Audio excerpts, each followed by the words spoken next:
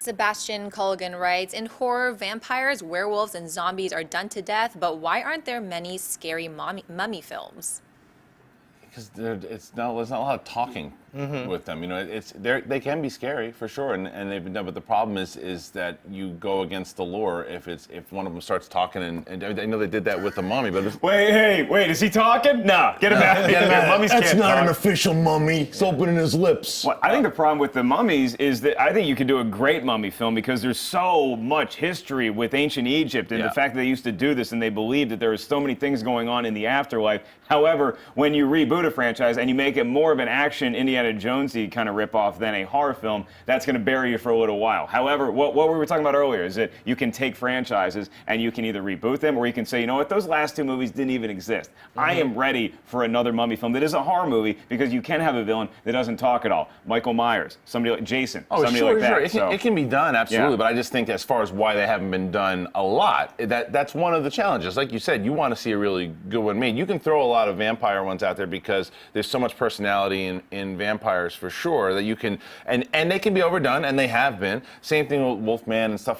Who's the guy before he turns into the wolf? You're paying attention to that story. Now with the Mummy, you can, and I hope that they do make a really good scary one, but it's just a little bit more limiting than the other one. I'm not casting Vince Vaughn as the Mummy. Right. And I think visually, hey, what do you mean? I got this thing around my face. Visually too, you want to make it scary looking. You don't want it to look like the guy with toilet paper wrapped around his face, right? So I think that's a big part of it. All right, Ashley, what's next? Darth Vanquish writes, if you could have any director go back and to redirect any film, what director and film would you want to see be redone? So redirecting the same film that they directed before? I think you can take any director and you can say you go back. So like Steven Spielberg, I want you to go back and handle The Phantom Menace and see how that goes. That's what I'm getting from that question.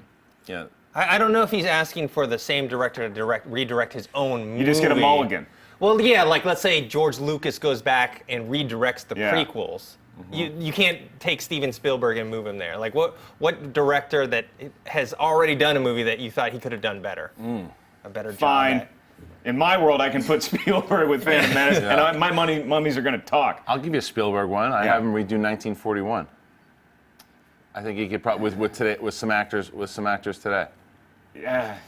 That movie's so bad. But that's the point of the question. Is that maybe he can with new comedy writers and are we putting? I don't know if we're putting them in the same time frame when he did it, but if it was today redirecting the same movie, I say it could be. It could be today. Then the 1941 because he could probably because you're farther removed from World War II now. You can have some different. I mean, not that Belushi at the time was about as big as you get, but with the comedy actors today too, and different writers, and maybe an Apatow working with them, is still maybe 1941 could be something different.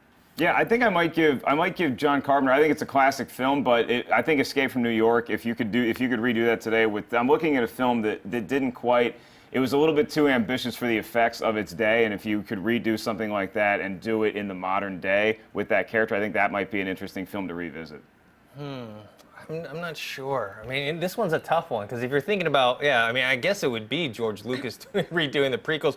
I don't know if he would do them any better, but maybe all the notes and criticisms over the tens and decades that maybe he would take those into consideration, take out Jar Jar, take out the midichlorians and all that stuff. If you read, like John and I have been talking about this book, the How Star Wars Conquered the Universe by Chris Taylor, and he chronicles what happened in that, and that Lucas' first draft, if you read the first draft of what he had, Phantom Menace, was 1,000 times better. Anakin was a teenager. Jar Jar was not a Gungan. He was a normal, basic speaking alien, and Obi-Wan was the protagonist.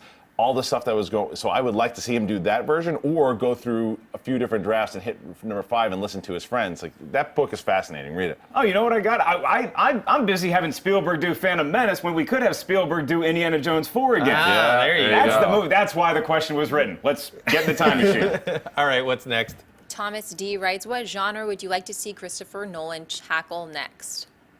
Something different. I mean, he's kind of done the sci-fi, kind of mystery, thriller type of thing. So, I don't know, maybe Fantasy film would be cool. Yeah, fantasy, or maybe even, I don't know. I mean, I want to say comedy, but at the same time, there's very little comedy in most of his movies. Slapstick comedy. I want to see banana peels. I want to see pies in faces. I think he should go back to doing something like the Prestige. I think a smaller film that's mystery, maybe even a more serious Clue, something like that, where where you're a spy thriller would be cool too. Yeah, I want to be looking at a bunch of characters and not know who's behind what, who's pulling the strings. That's what I want to see Christopher Nolan do. What about a political thriller? I think he could do that pretty well. Anything with thriller with that guy, I'm on board. He can make anything. He really gets you on the edge of your seat, kind of waiting whether or not you're in space or wherever you're on your edge of your seat, waiting to see what's going to happen next. So thrillers like Memento, what he did with it, that kind of, and that was simple and that kind of whodunit type thing. So I'd like to see him do that because he's consistently writing with his brother and stuff too. So he's a great writer. So I'd like to see him do pretty much anything. Okay. All right. What's next? Micah Mouse writes, next week, Marvel is going to be making an announcement. What do you believe it will be? I have no clue. You think Spider-Man? You think it all? Maybe. I'm thinking about that because I heard this news from Robert Downey Jr. tweeting that he tweeted out a picture of himself as Iron Man. Then he said, this is, and then 8 days later, we're going to have a huge announcement. And I don't know if Robert Downey Jr. is the one tweeting that, if he's tweeting about some other character that's going to factor into the Marvel Universe. My first thought was Spider-Man, that you're going to get an announcement, if it's not a casting announcement, if it's at least who the character is, who the Spider-Man character that the actor who's still unknown is playing. Are we getting Miles Morales? Are we getting Peter Parker? What's going on down there? So it might just be maybe we've come to the conclusion of when Iron Man is leaving the franchise, or maybe there's some sort of Iron Man wrinkle. I think it's going to be about Iron Man as opposed to somebody else in the Marvel Universe. I don't know. I think because Civil War is only about a little more than a year away. So you want to start finding out a couple more details. I'm not going to give away too much. You're probably going to get the majority of details after the Avengers comes out this May, because we'll further the story along. Hopefully right after the Avengers, like the post-credits. Yeah, and that's the thing, is that maybe, and a lot of reports have been coming out lately too, and I've been saying it since the beginning. I think Marvel has way more control over this thing with the Sony deal than in that initial response. Marvel knows what's going on. They're controlling this entire thing.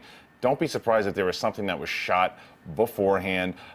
Maybe that whether or not we announced that who the actor is, probably not. But I wouldn't even be surprised if you saw like a picture with Iron Man, Chris Evans, and then in the middle was just Spidey with the mask on. That would blow the internet out of the water. I think they're going to announce who it is. You think so? They need to soon. Yeah. They're going to start shooting Civil War, and so they need an actor for that, and might as well just do it now. Get more hype for Avengers. People are probably expecting a Spider-Man post-credit scene. So it's a cool time for him to tweet something like that and say that in a week you're going to have some big news, because you're thinking, okay, well, what else does he have going on in his career right now? What's going on? Does that mean that right now for the next 7 days, Robert Downey Jr. is focusing on his Marvel character? That means that maybe they are filming something. Maybe it's a post-credit scene, maybe it's something else, but it shows the fans that Robert Downey Jr. is focusing on Marvel right now, and that's always cool. Not the Judge Part 2.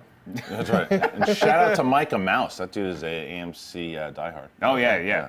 Rock All right, let's do one more. All right, Alex Day writes, what are your box office predictions for Focus this weekend? Box office predictions this weekend? I have no clue, to be honest. I haven't been for Focus. tracking. Well, look, I think 50 Shades of Grey is going to continue going downward. I think it had like a 70% drop from opening to second weekend. I think Kingsman is going to hold better than 50 Shades of Grey will, but I think number one is going to be Focus. And I think Focus is going to win pretty big. I think you're looking at 30, 35 million. I don't think it's going to be that big. I think that people still have that fart smell of After Earth in there. So I think you're looking about 20. Maybe 25, but I think Focus will be number one, and then I think 50 Shades of Grey will hold. Then I think Lazarus, then Kingsman, and I don't know, Paddington. No, SpongeBob. Yeah, I'm thinking 20-something. People still haven't totally gotten over After Earth, and also I think the trailers haven't really given a good job of what the movie's about, other than Will Smith, Margot Robbie, and it's a con movie. So that's a pretty good sell in February. Okay. Hey everyone, if you liked this video, click that thumbs up button and make sure to subscribe to our AMC Movie News YouTube channel. It's free and helps you stay up to date with all the latest movie news, as well as our daily AMC movie talk show. Also, make sure that you follow us on Facebook and Twitter to stay up to date with all of our special promotions, contests, and prize giveaways.